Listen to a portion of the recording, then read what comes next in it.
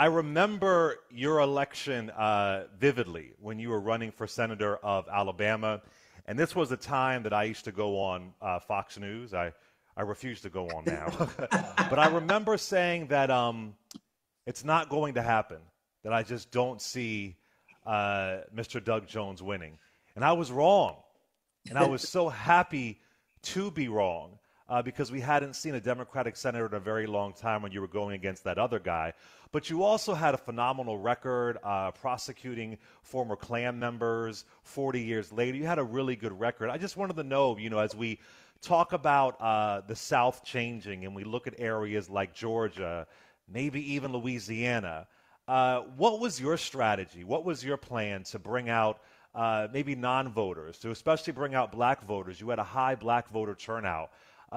Back then, 2017, what was your strategy? Clay, I appreciate you saying it because it was an amazing race. It was an amazing night of December 12th, 2017. You can't imagine the number of people from all over the country over the last 5 years who every time I see them, they talk about where they were on December 12th, 2017. I had not really bargained for the hope that I think that election gave after a year of Donald Trump. But our strategy, quite frankly, was pretty simple going into it. And that was, we knew it was going to be a special election. Remember, this was not a November general election. This was a special election. We were going to be the only thing on the ballot in Alabama and really across the country. So we assumed for the moment then, as we went into it, that it was going to be a low turnout. And so we really were targeting the voters that we believed were likely Democratic voters. That included the African-American community in Alabama. It included certain suburbs and others. That's who we were targeting for all of our get out the vote efforts. We had to expand that as once the allegations against Judge Roy Moore came out, that really expanded the electorate. We really went from expecting maybe 800 to 850,000 people voting in that special election to we ended up at 1.3 million. And so we really faced a lot of challenges with all the emphasis and the attention that the race got because we knew more people would come out. And that's when we did have to expand a lot to voters that were either going to be first-time voters for Democrats or first-time voters in general. And I think the message that we had resonated with those kind of folks. It was really a voice that hadn't been heard in Alabama politics in a long time. So let me ask you this, speaking of Alabama specifically, was it a fluke? Was it a one-time moment? It was a special election. I mean, are we going to see, do we have to wait another quarter of a century?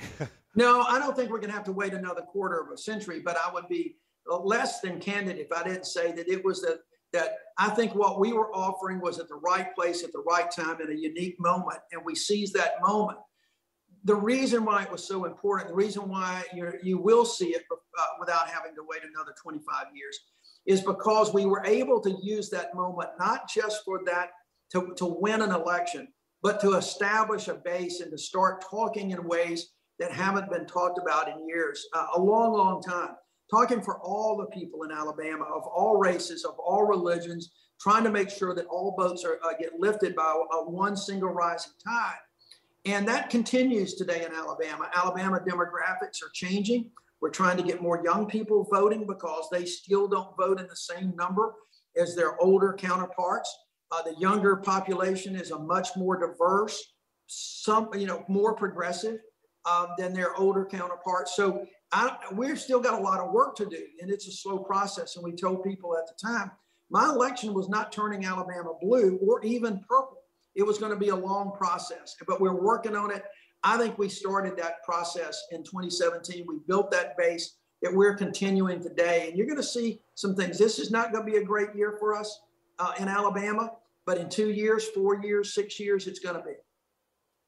Well, it's interesting because I always say this to my friends who get disenchanted, they don't want to vote. I say it's the long game.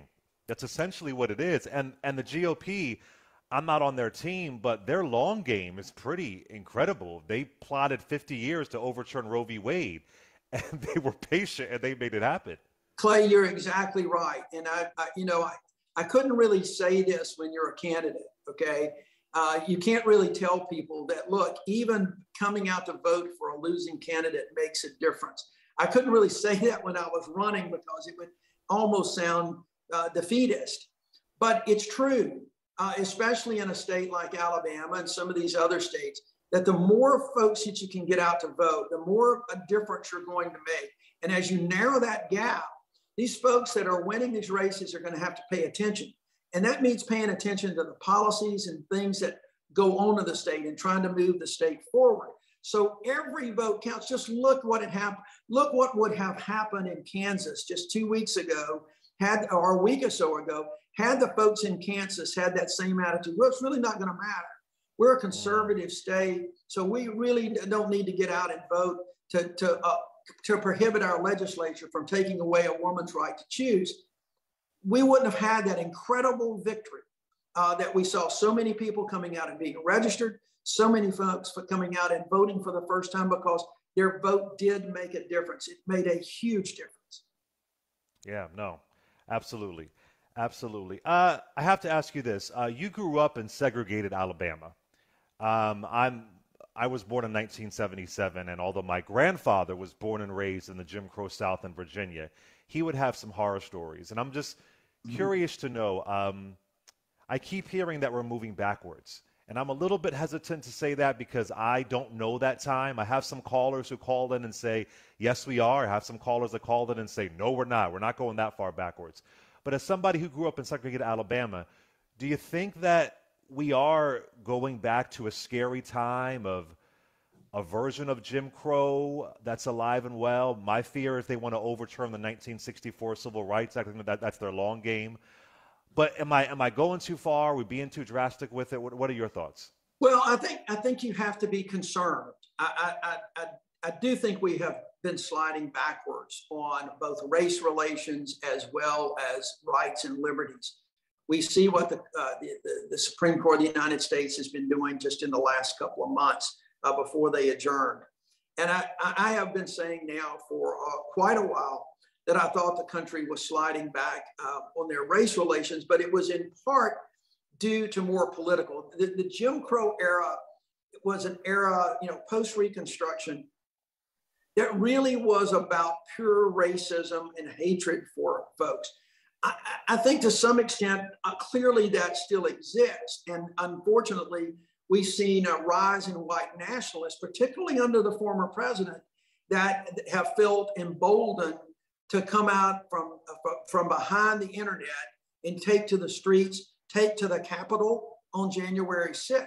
But I also think that there's a lot of political power levers being pulled behind some of that too by folks who are using that base of voters to try to maintain political power. And it's a scary time we're living in, Clay. There's no question about it. And I do see a rise. I don't think, hopefully we're not going to go back as far as, I think it'll be impossible really to do away with the Civil Rights Act or the Voting Rights Act. But I do see that things can be constricted so much by the Supreme Court that we are seeing segregated patterns of housing, education, and we've got to try to figure out how to do that.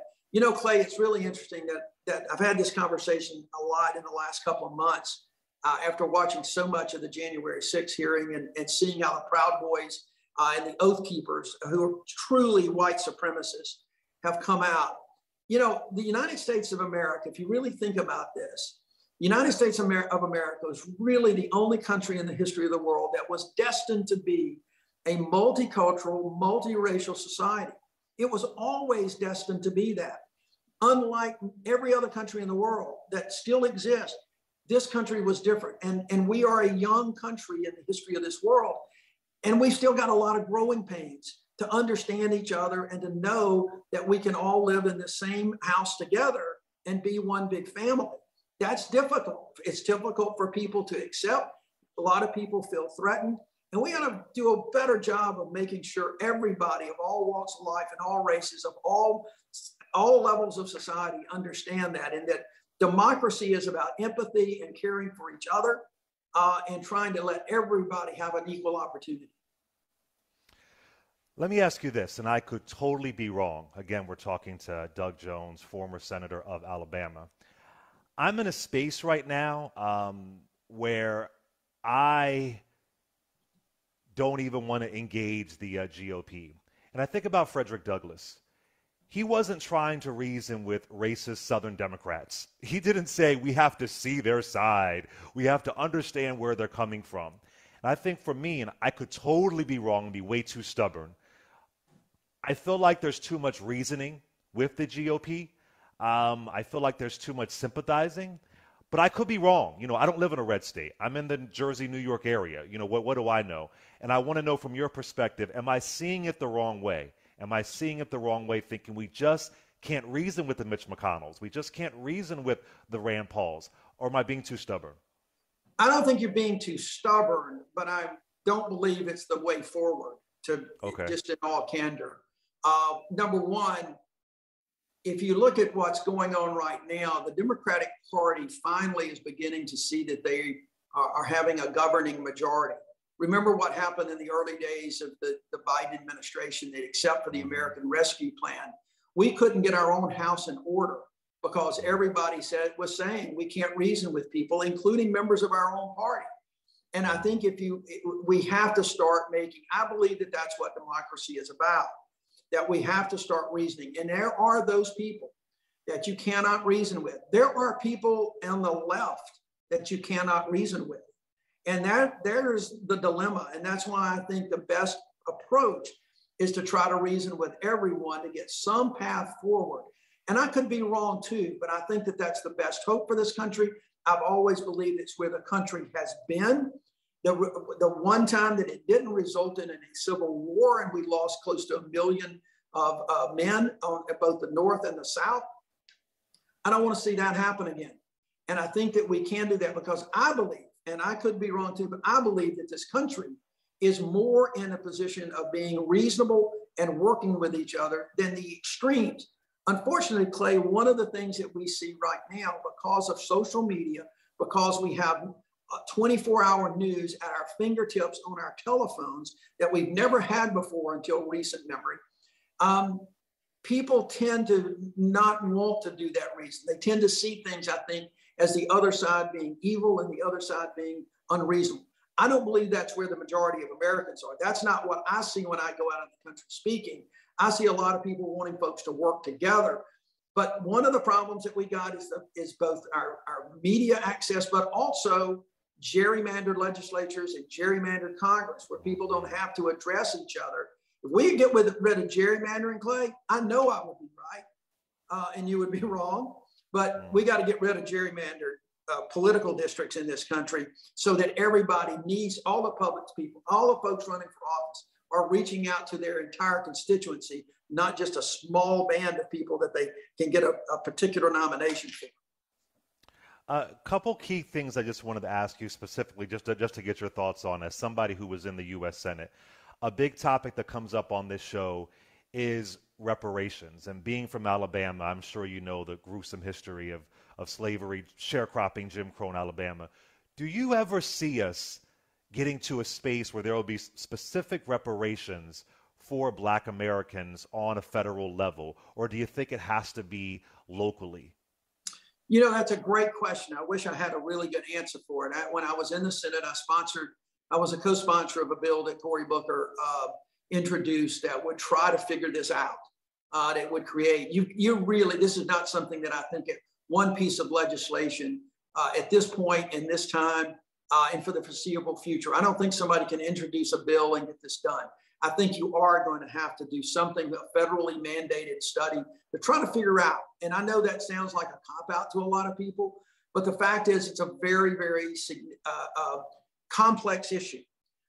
And it may end up being that the federal government can do certain things. It may, though, be local folks. It could even be more targeted and you expand from that. For instance, there is certain things that you could start in different ways.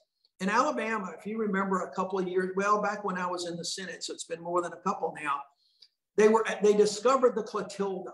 The Clotilda was the last slave ship that came into the United States. Slavery had been banned. And the ship landed in right outside of Mobile in Mobile Bay. It was burned, and there are still direct descendants of the slaves from the Clotilda in the Mobile area. It's called a place called Africatown. And it may very well be that you can start with a more targeted, very clear reparations. I don't know, but I'm just throwing things out there. I know that it is incredibly complex and politically sensitive. I believe that Cory Booker was on the right track with his bill to try to figure this out. And that's why I co-sponsored. Okay, this is a big question. I know you aren't in Mississippi, but I got to ask you this. Again, I said earlier, you prosecuted former Klan members 40 years later. That was some great work that you did. There is this talk of an unserved arrest warrant being found for Carolyn Dunham Bryant. She is the person who accused Emmett Till of doing something, and it appears that she lied. And there are a lot of folks saying there is an unserved arrest warrant. I know it's 1957, but Mississippi said they can't do anything. The case is closed. What are your thoughts on that? I mean, she's still alive. She's still alive, 87 years old, I believe, living in Kentucky, I believe. Yeah, look, I followed that case fairly closely over the years. I've done a number of interviews about it. I've always believed that the case against her was very thin for a lot of different reasons. And the fact that the only thing that you really got at this point that you could use was some statements from her that she may have lied to a couple of people, including the sheriff, which is the lies themselves, the statute of limitations is run. But let's walk through this procedure, because I think a lot of people don't fully understand some of the criminal procedures. The arrest warrant was not a charge. It was simply something that law enforcement had. They would have had to bring her to the courthouse, have her a preliminary hearing or some kind of hearing, and then determine whether or not a grand jury would indict her. The arrest warrant does not do that. The arrest warrant is only the beginning of a step in a longer process that would ultimately result. The only way charges could have been brought was a grand jury. So as I understand from reading the news this week, folks over in Mississippi did in fact present evidence to a grand jury in Mississippi who declined to indict. And I think that there's a lot of reasons for that, including the fact that despite some evidence we know that her husband was involved in the kidnapping and the murder, and we know she may have lied about some things. It's still pretty thin, to be honest with you, about trying to prove beyond a reasonable doubt the very specific charge of either murder or kidnapping. So I can't, from my perspective, say I was too surprised. I think it's unfortunate because my gut tells me that there was more involvement from her than meets the eye. Proving it, I can tell you from experience, is a far different cry. And it's a different story when you've got to have admissible evidence in a court of law. I keep telling people that about the January 6th committee. Don't think that you can just take this evidence and put it in a court of law against Donald Trump or anyone else. You can't. So having that admissible evidence, I think, was going to be very, very tough, given the age of that case and the fact that about the only person alive is a potential defendant. Before you go, last question. Again, I know it's a big question. You just mentioned Trump. Do you see him being held accountable in any capacity? To the average American looking, many of us heard him on tape asking for votes. It appears Watergate would be minimal compared to the things that we've seen Trump do. But do you see him being held accountable in any capacity whatsoever? Being held accountable can take many forms, Clay. And most people, when they talk about that, it can be all the way from indictment on a criminal charge and going to prison, to being disqualified from office, to being held accountable for his business dealings in a civil court of law. So I quite frankly think that the former president is being held accountable today in one way because of the scrutiny that he is under as a former president of the United States or as a businessman from New York or Mar-a-Lago, wherever the hell he ends up residing right now. So I think we're seeing some accountability through the January 6th committee. I think we're seeing it through some of these investigations. How far that will take, I don't know. I think there are still a ways to go. And I think particularly with the Department of Justice, they've got a very difficult decision because on the one hand, in this country, no one is above the law, not even a former president. The Attorney General of the United States has made that very clear. as would have any Attorney General of the United States. But putting that into a practical effect and having admissible evidence that can prove guilt beyond a reasonable doubt is simply different, and a different analysis that they have to make. Then you just have to weigh the fact of the strength of that evidence with the policy of indicting a former president. This is a very incredibly consequential investigation, and the decisions that are going to be made are incredibly consequential, that are going to have long-term impacts on this country, and longer-term impacts for those seeking office, and particularly seeking the office of the presidency. So they're not going to be taken lightly. And I think we've got a ways to go, but I've said this before, and I'm going to say it again. I think what we've seen in the last 3 or 4 weeks from the Department of Justice is confirmation of what I've said all along, and that the department is doing its job, and they're doing it in a non-political fashion. Are you going to run for office again, Mr. Jones? I don't know, Clay. I'm staying very engaged. I'm trying to help former colleagues and others that want to get to the Senate around the country. I'm helping in various state things here in Alabama and other places in the country. I think there are voices like mine that are out there that need to come up. So you never say never about some things, but right now I'm really trying to busy, because I had this conversation with someone yesterday that's running for re-election as a governor, and she asked me about it, and I told her, I said, I'm concerned about this democracy. I really am concerned about where I see the tribalism and the polarization in this country going. And I think I've got a voice that can help in that. And so I want to make sure to stay active, engaged, because at the end of the day, this is not about a political party. It's about this country. And I think that we're losing a little sight of that. And I want more people to think that way and not just think about political power. So who knows? We'll see. In the meantime, I'm going to keep coming back to your show.